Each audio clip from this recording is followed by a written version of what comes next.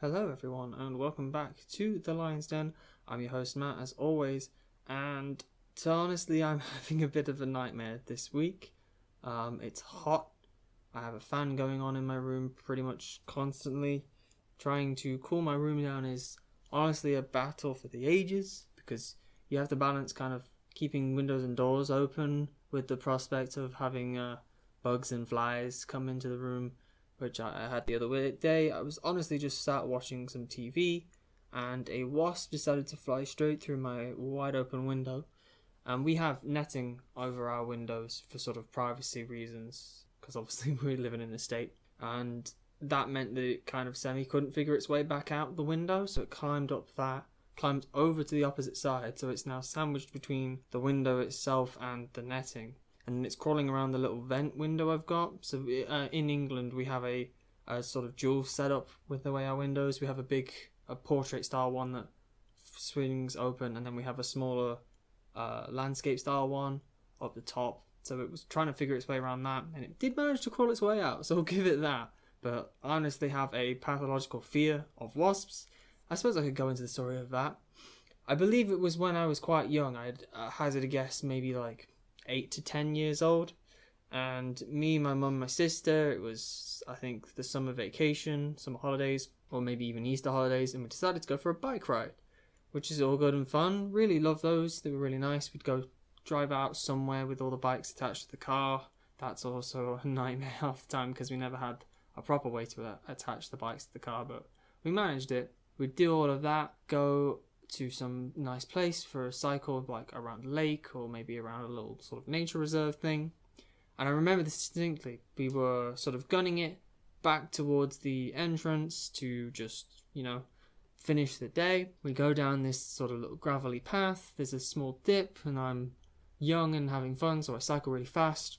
I drop down this dip, and then I feel this really sharp stabbing pain sort of in my chest towards my right shoulder. So I slam on the brakes, I stop, and I'm starting to cry a little bit because I'm young and I'm in pain and I'm confused as all hell. And obviously my sister was ahead, my mum was behind me, and they're kind of like, what's going on? And then I start actually crying because I can hear this buzzing sound and I'm absolutely freaking out. So they come over to me and I'm just like, oh, I can hear this buzzing and something really hurt and it was stinging me. And I was like, ah. And they're like, we can't hear anything. What are you talking about? And then I just yell in pain again because I feel another sting, this time around my right shoulder at the back. And they go, oh, we really can hear some buzzing. So they kind of gently tug at my t-shirt to make the neck hole a bit wider, and a wasp flies out. And they were like, oh, that's what happened. So yeah, I was in tears and obviously in pain. I don't remember much after that. I just remember we kind of moved forward, sat on a bench that was nearby, and I assume we must have gone home and whatnot. But that's why I'm scared of wasps. And I think they have it out for me because they seem to be attracted to me and want to cause me as much pain as possible. We seem to have it a bit here at our house, but we have a problem with wasps. Because I had once where I was literally about to get into the shower. I'm in the bathroom, locked the door, full naked, shower's running, about to get in. What do I see dropping from the lighting fixture? A wasp. And I honestly just stood back, saw it in the base of the bathtub, get drowned and washed down the sink, and then I had a very scared shower that day. Because, honestly, not fun. So I've learnt to control my fear a bit because I know that if I just kind of let them be, they'll go away. But honestly, it is terrifying. I had one instance where this was at university. It was in the living room, right? It was on the floor, clearly gotten trapped. Don't quite know how it had gotten in, but it needed releasing. It needed catching and releasing because there was no way it was going to find its way back out. We didn't have any windows or anything open. So I had to do the whole cup paper trick that you do with spiders, where you put a cup over it and then you slide a piece of paper up so you can pick it and get it outside. Honestly, the most terrifying thing I've ever done, because the minute you put the cup down, it realizes that it's trapped, so it starts buzzing like there's no tomorrow, and it's genuinely the most horrifying thing I've ever had to do. And then you've got to put a piece of paper under it, put your hand and lift everything up to get it out of the door. So, not fun. That also then led into the fact that we had 2 bees in our house. So we had one that had managed to crawl its way up the sort of overflow drain in the sink of the kitchen. which I thought it was a wasp and I was terrified because I was sat there thinking, what do I do? It's in the sink. This is really awkward geometry. So I went and got my housemate and he was like, oh, it's fine. It's just a bee because, you know, it's kind of all fuzzy and stuff. So I was like, sure, if it's a bee, cool. But then the next one is, I came home one day, opened my door and just on my bed, near the window, even though the window wasn't open, another bee. And this time I realised because I got kind of close and realised, yeah, it's quite fuzzy and it's also very docile. So I managed to just get the window open. I lifted it up onto a little bit of paper and just gently set it on the outside of the window.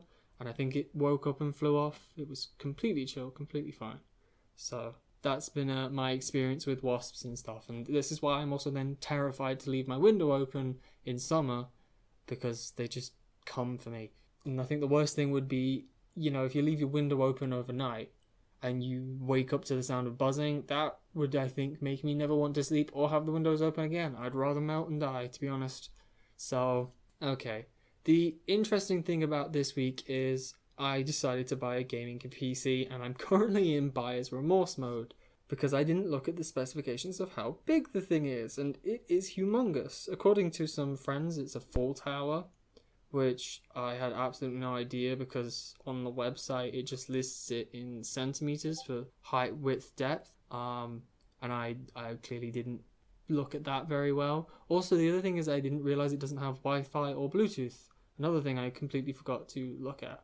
So I'm very much in buyer's remorse mode, but I don't know what to do honestly because when it comes to returns in the UK, you can't return something if you've opened it, which is bizarre because, like, you know, if you opened it and then was like, nah, I don't want this, you're screwed because you can't really tell about something from a box, you know? Like, the box was huge, right? But I just assume that's because of padding and everything. There's no way you could actually tell the size of the item inside the box because you don't know how they packed it.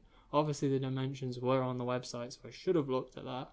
And that's on me, but hey-ho. We'll see. Maybe I can just take it back to a store and say, yo, I want to return this, and maybe they won't worry about it being unopened. Or maybe they'll even say, like, we can't, whatever. I don't know. I'll have to see. I'll let you know how that one goes, because that could be certainly an interesting one. What else have we got to talk about this week? So, slightly exciting news. I've decided to apply for a job. I honestly don't know how much I can talk about it, because I don't know how any of that stuff works. I've never actually had a full-time job and done work. I've worked as a student ambassador. I'm pretty sure I can talk about that. And if you are at university and there is the availability to be a student ambassador, I'd say do it, unless you really have problem with talking to other people. I really enjoyed it. Maybe that's just a narcissistic thing, because I quite like talking to other people about myself, but in a useful way. I like talking about my experience with university and answering any questions they have, you know, about where I live, what course I liked, what I did on my course, the extracurricular things. Quite enjoy it. So on that vein, that's kind of the job I was looking at. Again, I won't say too much in case I'm not supposed to, but I'm looking at a job that does a similar thing where it's about helping other people, talking to them, running training sessions, teaching them about stuff so that they can then go on and do other things. But honestly, the application process is a nightmare. I'm very glad that I fixed my CV a long time ago, because it means that I can just upload my CV and it's fine. Don't have to worry about it. Inputting my qualifications was a nightmare because, humble brag, I have a lot of qualifications, but that's just because of how the UK system works. You end up doing a lot by the time you're applying to jobs. But also, you can't just list them like, oh, I got, I don't know, a bunch of GCSEs, a couple A-levels. You have to list each of them individually, when you did them, where you did them, what the qualification is, what grade you got, and when you were awarded that grade, which for like 15 things takes a long time, and some of them have really weird names. So like, for example, if you do any sort of computer science course, I suppose that's what it would be called nowadays, we used to call it ICT, which is Information and Communication Technology. But you can't just put ICT, you have to actually write Information and Communication Technology. It's annoying. But yeah, you if anybody is currently applying for jobs or is going to be, you have that fun and joy to contend with.